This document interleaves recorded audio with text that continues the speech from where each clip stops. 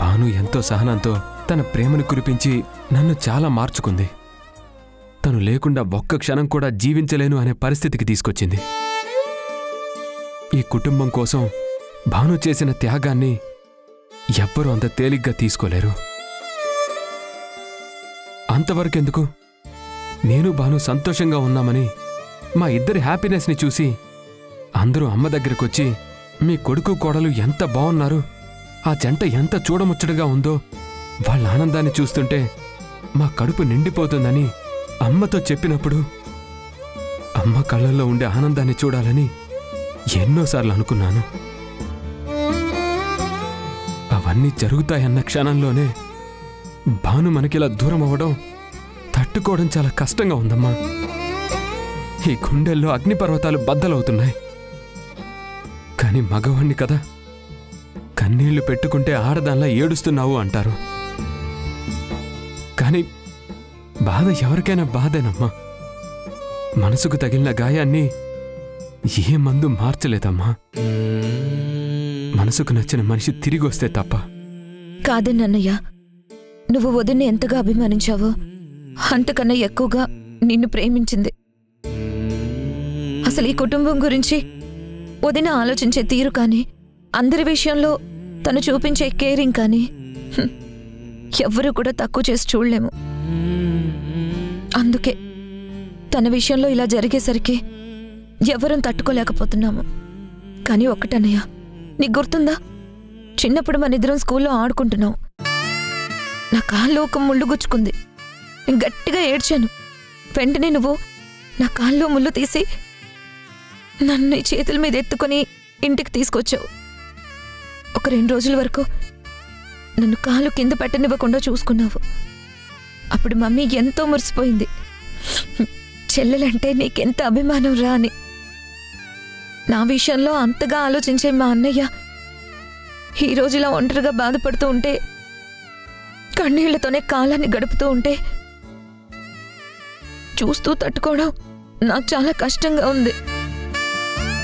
అందుకే కొంతైనా నువ్వు ఈ విషయాల్ని మర్చిపోవాలని చెప్తున్నాను. మామూలు మనిషి అవ్వాలని కోరుకుంటున్నాను. ఇది నీ మీద నాకున్న ప్రేమ తాలూకు స్వార్థమే కావచ్చు, కానీ మా అన్నయ్య బాగుండాలన్న కోరికను మాత్రం అర్థం చేసుకో. చాందిని, మర్చిపోవడానికి భాను ఒక జ్ఞాపకం కాదు, నా జీవితం. ఈ జీవితం తనతో ఉంటేనే నా కళ్ళల్లో వెలుగుంటుంది, నా బ్రతుకులో సంతోషం ఉంటుంది, నేను ఆనందంగా ఉంటాను.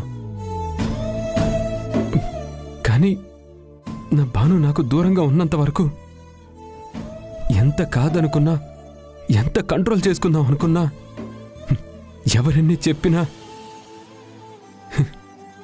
ఈ గుండెల్లో బాధ, నా కళ్ళ నుంచి కన్నీరే బయటకు వస్తుంది. ఈ మాటల్లో భాను వినిపిస్తూ ఉంటుంది. అది మీకు బాధ అనిపించినా ఈ బాధ నేను మర్చిపోలేనమ్మా.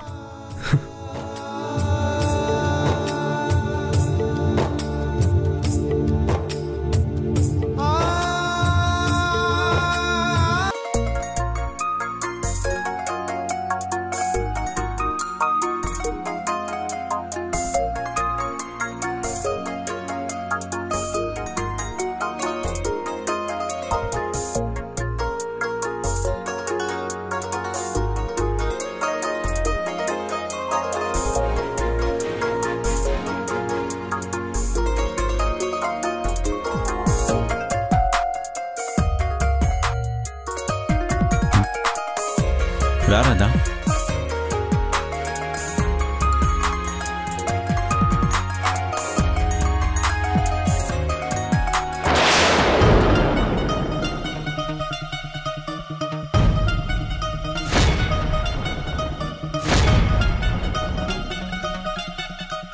ఇదేంటి సత్య, మీ మామయ్య రాధని ఇక్కడికి తీసుకొచ్చాడు?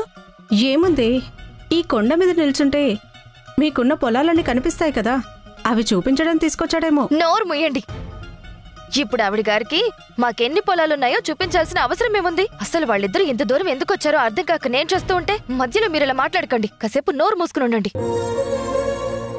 రాధా, ఈ ప్రదేశానికి మన జీవితానికి ఒక మర్చిపోలేని అనుబంధం ఉంది.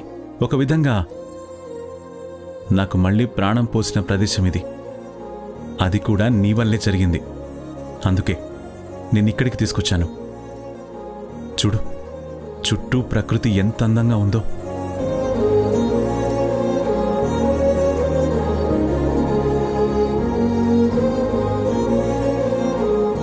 ఈ నిర్మలమైన ప్రకృతిలాగే నీ మనసు కూడా అంతే నిర్మలంగా ఉంది. కానీ ఆ మనసులో నేనున్నాను అని నీకు గుర్తు చేయడానికే ఇక్కడికి తీసుకొచ్చాను. నీ గతమేంటో నీకు తెలియచేయడానికే ఇక్కడికి తీసుకొచ్చాను.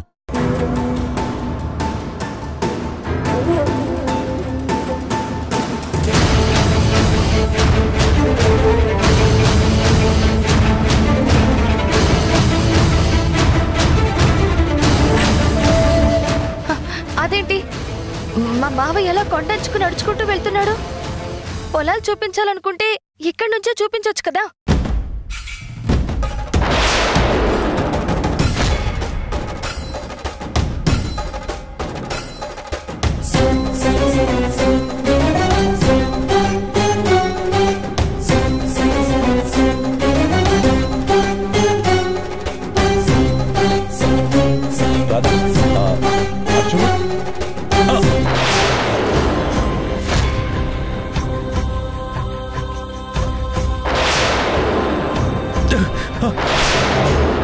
మావయ్య!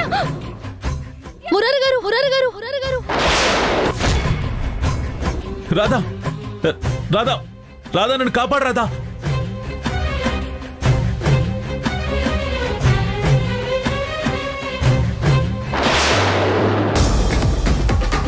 రాధా, రాధా, కాపాడు రాధా.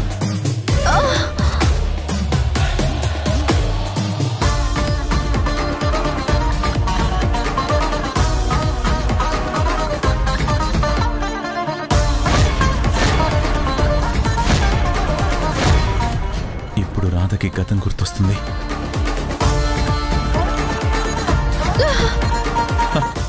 రాధా, నన్ను కాపాడు రాధా.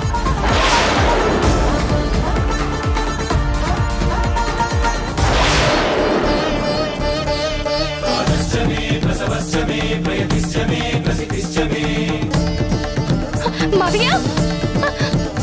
మావయ్య! రాధా! మావయ్య! నీకేం కాదు మావయ్య, నేను నిన్ను ఎలాగైనా కాపాడుకుంటాను.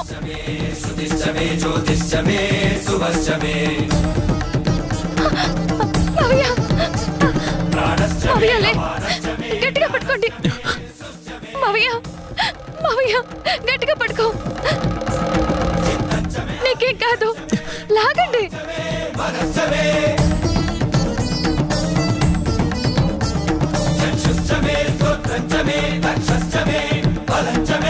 మావయ్య, నీకేం కాలేదుగా? ఊరుకో సత్య, నాకేం కాలేదు కదా. ముందు రాధకేమైందో చూడాలి. మావయ్య!